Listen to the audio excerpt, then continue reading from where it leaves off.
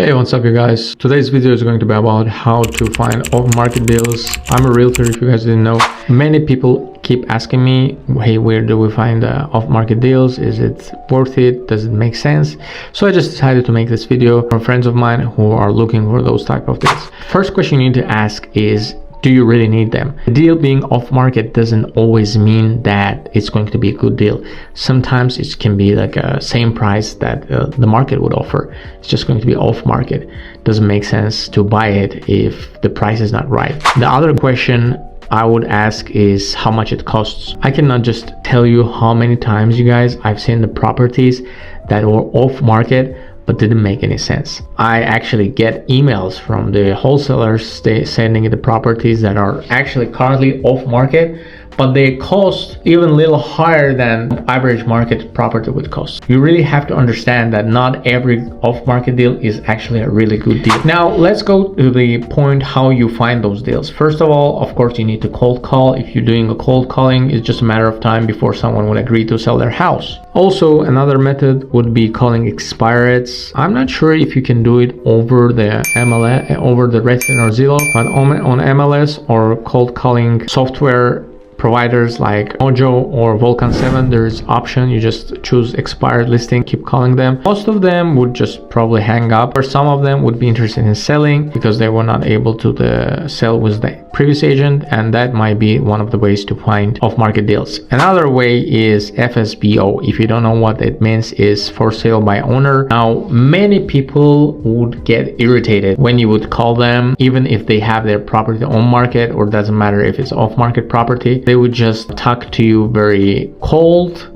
That's what they call it, cold calling, right? And I actually personally did it. They were really, because just imagine how many calls they get per day and how many part of those calls are scammy, fishy calls. Another way is to look for the bank-owned properties. Now, if you would go and search for the Chase, Bank of America, Wells Fargo, bank-owned, US Bank, bank-owned properties, you would find tons of them. Or there are properties that are actually being sold by state bodies like HUD, housing department, and there's a website for those ones. Just Google HUD houses, or houses that are being auctioned are also most of the time market the properties that are off market. Another way is to look for the wholesalers, but that's a really tricky thing. Most of the wholesalers, so-called wholesalers, quote unquote, are the people like you and me. They just cold call the people that I just mentioned, expired FSBOs, make them sign a contract stating that they will sell that property. They pretty much lie to people saying that, hey, we have a buyer for your property,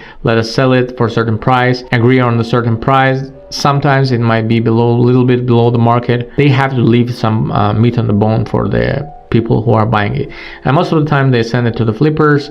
I get mails from wholesalers. I would say 95% of time those leads are trash. Sometimes you get really good deals. However, you have to understand it doesn't matter what kind of deal you get. Real estate market is really forgiving. If you even buy the crappiest deal in the block, it will just be a matter of time before that property would go up on the price. It happened to me exponential time, 1,000 times. Trust me, guys. Even if you would get worse deal, it would take a little bit of time before that property would go up on price. You have to know how to treat it, how to rent it out, how to make money on it, and then it's just a technicality. My answer to that question is, do not think that you would get the best deal by finding off-market property. It's not always the best deal, guys. Instead, I would go and check the several factors. Personally, main thing I'm looking for in properties is location. You have to pay attention to the ordinance. Many cities do not allow many things. You want to get the property in the place that many things like short-term rentals, like remodels, like ADUs are allowed. Then, of course, the pricing of the property and the size of the property. There is a certain metric called price per square foot. Redfin actually has that metric set up. Now, that is not always the thing that I would look. However, if you're looking in the certain neighborhood, is really good for the comparison. Keep in mind that most of the times agent would not declare you exact price, exact square footage, because it might vary as they make some kind of additions all the time. So it's not always precise. That's one of the things that I pay attention to. And last but not least, you have to pay attention to the seller. If you're buying property from a crappy person, from a person who looks like scammy, I would be really cautious. I had actually a lawsuit with one of my buyers.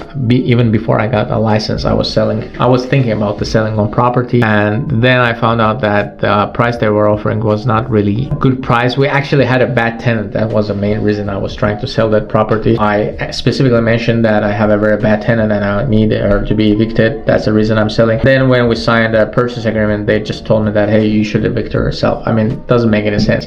So they actually ended up suing me, and they lost the case. It was mediation. It was not an actual lawsuit. However, I was trying to explain to those guys that, hey, you're not going to win anything. I'm not going to sell the property because I already had my tenant evicted by myself. The problem was solved. They were keep insisting that the property worth more. Then we did appraisal. It came out that it doesn't actually worth more. It was just a huge waste of time. So try to make business with good people, guys. That was one of the main lessons I've learned.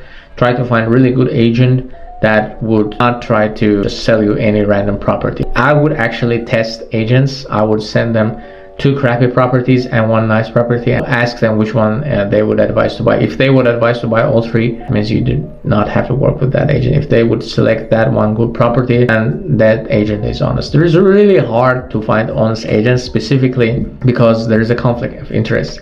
If agent doesn't sell you anything, or they would not sell your house, then they're pretty much not going to make any money. Sometimes they put their own interest before the client's interest, which actually is not ethical. I think that should be also changing. It's not the way to do the business in our industry. Anyways, if you like this video, guys, if you think I added value, please make sure to subscribe to the channel and put on the comments what you like me to make videos about in future. Have a good one. Bye.